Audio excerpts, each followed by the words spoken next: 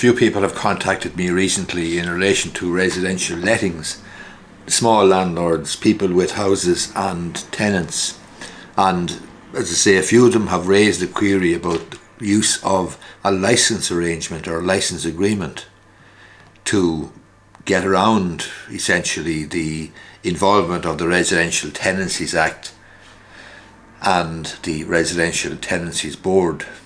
And they're asking me, is this okay, or is this permissible, is this lawful, and so on. There are very, very limited circumstances where a license is appropriate. And to be absolutely clear, a license is generally used in 4 areas: persons staying in hotels, guest houses, hostels, etc. That's number 1. Persons sharing a house or apartment with its owner, for example under the rent-a-room scheme or in digs. Persons staying in rented accommodation at the invitation of the tenant. So a tenant may be in a residential letting situation, and he or she allows another person to stay in rented accommodation, then that may be a license situation.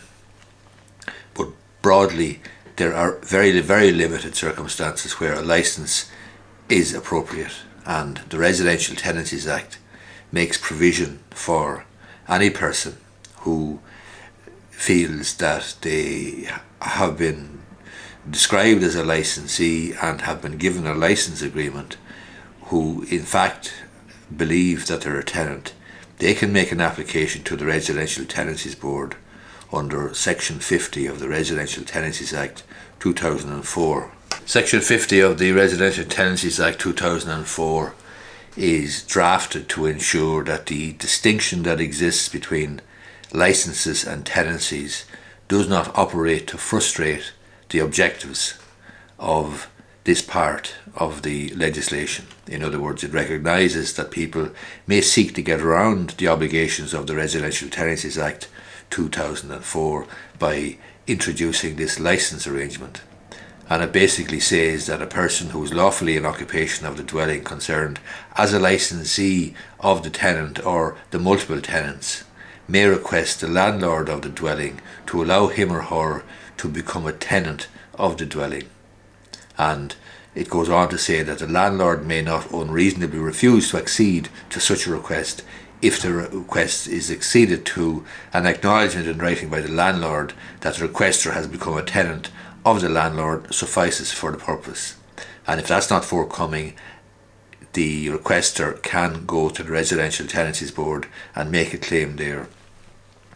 So, to put it mildly and to put it at its most basic, people who've contacted me about the license arrangement, and they have told me about other people who are using it to get around, avoid the Residential Tenancies Board and the difficulties in dealing with the Residential Tenancies Board.